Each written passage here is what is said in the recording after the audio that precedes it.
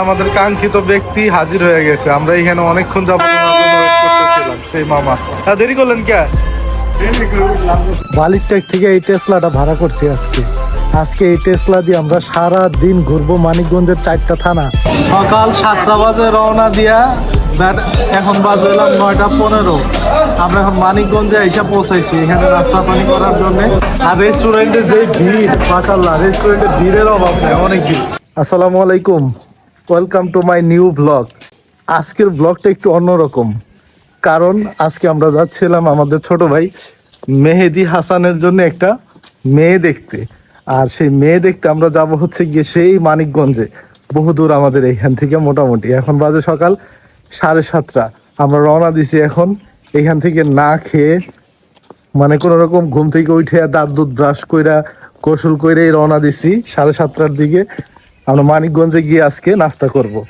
আজকে আমরা এখান থেকে যাচ্ছিলাম গিয়ে, আমার সাথে আছে বর মেহেদি এবং মা। আর 20 মাইল গিয়ে আমার সাথে সংযোগ হবে আমার এক মামু, বড় মামু, যিনি নিলাম ঘটকের দায়িত্ব পালন করতেছে। যদিও ঘটক আরেকটা আছে, মহিলা ঘটক, উনি মানিকগঞ্জের। তো ওনার সাথে আমাদের দেখা হবে মানিকগঞ্জে। ততক্ষণ আপনারা আমাদের সাথেই থাকুন। এই তো আমরা এখন টেসলাতে উঠলাম। টেসলাতে গিয়ে 20 মাইল নামবো। 20 মাইল গিয়ে আমাদের মামুর সাথে দেখা হবে। তো এখান থেকে আমরা 20 মাইল থেকে বাসে উঠে যাবো একবারে মানিকগঞ্জ। এই তো আমরা এখন 20 মাইল এসে পৌঁছায় গেলাম। এখন ওই সামনে গিয়ে ওভারব্রিজ পার হয়ে ওইদিকে আমাদের জন্য অপেক্ষা করতেছে আমাদের মামু। ওনার সাথে দেখা করে তারপর আমরা মানিকগঞ্জের বাসে উঠবো আর কি। তো এই যে ওভারব্রিজ পার হয়ে রাস্তার ওই পাশটায় যাইতে হইব আমাদের। এখন এই ওভারব্রিজ পার হয়ে আমাদের ওই পাশে যাইতে হইব মানিকগঞ্জের বাসে ওঠার জন্য।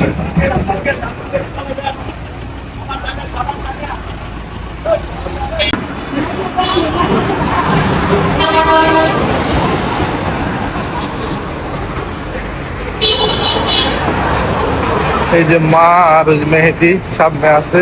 আমরা 3 জন এইখান থেকে অবশ্য সংযোগ হয়েছি, আরেকজন আসবে সাভার থেকে। জিরাবো থেকে আমরা 20 মাইল এসে পৌঁছায় গেলাম। কিন্তু আমরা যার জন্য আমরা মূলত বাড়িতে থেকে 3 জন ব্যক্তি বের হয়েছি। একজন হইলাম গিয়া আমি, মেহেদি হাসান এবং আমার মা। আমরা এই 3 জন যাচ্ছিলাম কি আমাদের বাড়ি থেকে। আর একজন আসবে সাভার থেকে, আমাদের মামা হয় উনি, আমাদের বড় মামা। প্লাস, আচ্ছা প্লাসটার না বললাম, তো উনি আসবে সাভার থেকে।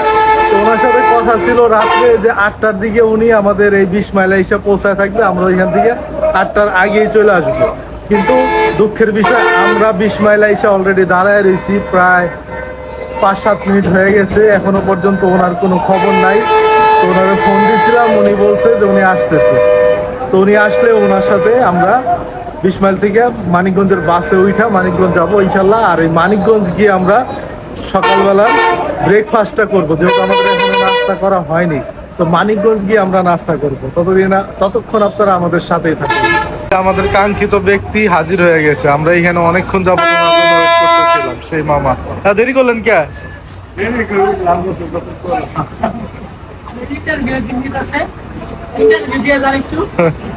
হ্যাঁ চলেন যাই। আমরা কি নাস্তা কই করুম? নাস্তা মানিকগঞ্জ যাই করি। হ্যাঁ, তাহলে একটা ডাইরেক্ট বাস উঠতে হবে। ভাই মেহেদি, কোনো বাস উঠবি না, ডাইরেক্ট বাস, লোকাল বাস না, একটা ডাইরেক্ট বাস লন যাই। তাহলে আর এনে দেরি না করি, মানিকগঞ্জে যাই আমরা নাস্তা করুম।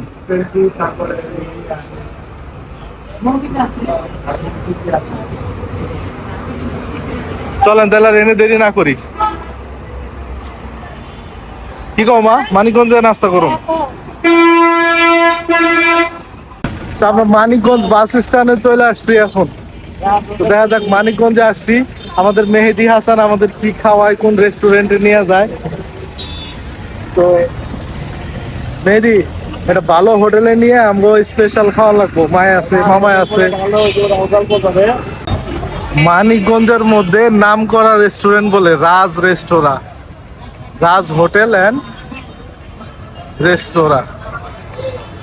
দেখি এর মধ্যে কি আছে।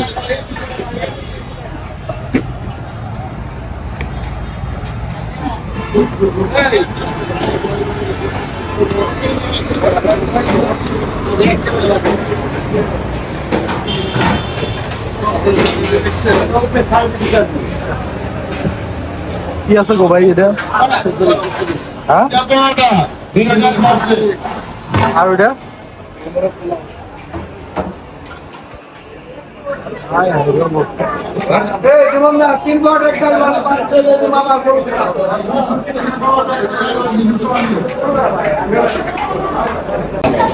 সকাল 7টা বাজে রওনা দিয়া এখন বাজে হলাম 9:15।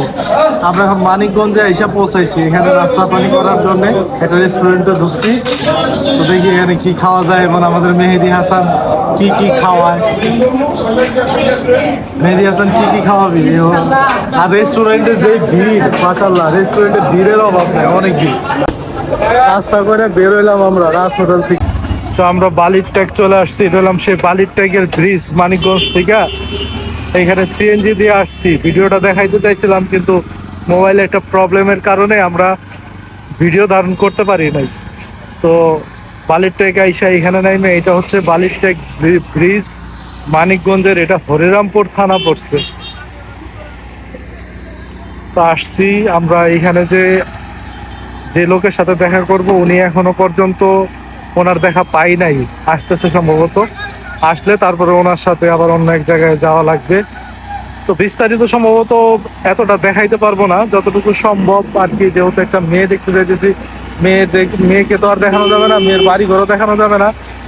তো যতটুকু পারা যায় আর কি, সম্ভবত ততটুকুই আমি আপনাদেরকে ব্লগে দেখাবো ইনশাল্লাহ। বালির ট্যাগ বাজার না, বালির ট্যাগ স্থান ওই একই কথা, বাজার স্থান। আমরা বালির ট্যাগ এসে পৌঁছালাম। এখন আমরা ঘটকের জন্য অপেক্ষা করতেছি।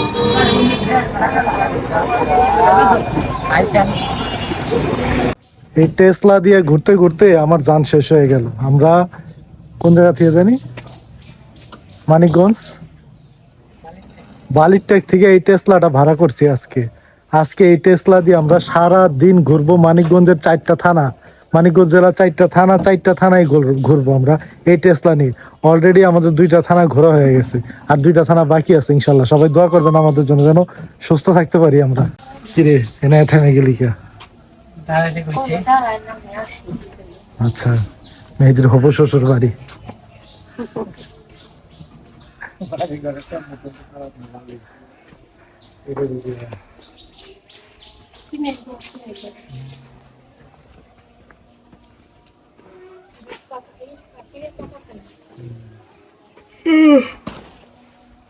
মানিকগঞ্জের ঐতিহ্য এগুলা।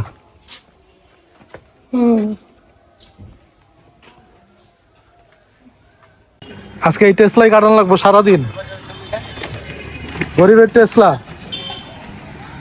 এখন এই যে পোলা, তুই যে মেয়া দেখলি, আর কি দেখা দরকার আছে? অবশ্যই এই কটা মেয়ে দেখবি তুই মানিকগঞ্জে এবার? কটা? 3টা। এর আগেও দেখে গেলি 4টা। এত দেখলে হইব, একটা সিলেক্ট করতে হইব। আর সারাদিন খালি আমরা খালি মেয়ে দেখুন বছর বইরা। এই বাইরন কয়টা দেওয়া লাগবো, কেমনি কি কন?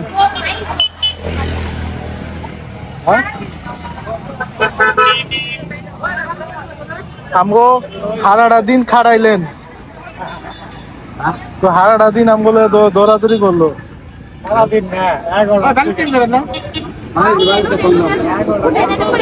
আমরা এই যে আমাদের যে কি জানি কয় এটা, গরিবের টেসলা ছেড়ে দিলাম সারাদিনে। অবশেষে দীর্ঘ 13-14 ঘন্টার জার্নি শেষ করে আমরা বাসায় চলে আসলাম। এখন হইতেছে বাজে রাত 9টা। তো 7:30 বাজে বাসা থেকে বের হয়েছিলাম হয়ে, এখন বাজে রাত 9টা। এতক্ষণ পর্যন্ত আমরা জার্নি করছি মানিকগঞ্জের মোটামুটি 4টা থানাই বলা চলে। আমরা ঘুরছি এবং ওইখানে 4টা মেয়ে দেখছি। আর দেখার কারণে আমরা এইগুলো ভিডিও করিনি প্রাইভেসির কারণে, কারণ যেহেতু প্রাথমিক অবস্থায় আমরা একটা মেয়ে দেখতে গেছি, এখানে কোনো কিছু বলা না, হুটহাট করে যাওয়া। ওইখানে একটা জিনিস লক্ষ্য করছেন কিনা জানি না, যে আমরা কিন্তু মেয়ে দেখতে গেছি সম্পূর্ণ খালি হাতে। ঘটকের মাধ্যমে যাওয়া তো প্রাথমিক দেখা। তো ঘটক বলছে যে আপনার আপাতত কিছুই করা লাগবে না, মিষ্টি ফল টল কিছুই নেওয়া লাগবে না, এমনিতেই যাবেন, মেয়ে দেখবেন, মেয়েকে যদি পছন্দ হয় তাহলে সালামি হিসাবে কিছু টাকা দেওয়া। প্রতিটা বাড়িতেই আমরা পছন্দ হোক বা না হোক, আমরা সালামি হিসাবে কিছু টাকা দিয়ে আসছি তার মেয়ের হাতে ধরায়। আর মূলত এমনিতেই গেছি। এখানে আমরা যে 4টা মেয়ে দেখেছি মোটামুটি আমাদের ভালোই লেগেছে। তো এর মধ্যে একটা মেয়েকে আমরা সিলেক্ট করছি, বাকিটা আল্লাহ ভরসা, দেখা যাক এখন। যদি জন্ম মৃত্যু বিয়ে এই 3 বিধাতা নিয়ে আল্লাহ যদি চায় তো হবে, না চাইলে তো কিছু করার নাই। তো আজকের ব্লগটা এই পর্যন্তই। আমরা অনেক জায়গায় অনেক ভিডিও শ্যুট করতে পারিনি, সেজন্য আপনাদের কাছে দুঃখিত, লজ্জিত। ভালো থাকবেন সবাই এবং আমার চ্যানেলটা সাবস্ক্রাইব করবেন। আল্লাহ হাফেজ।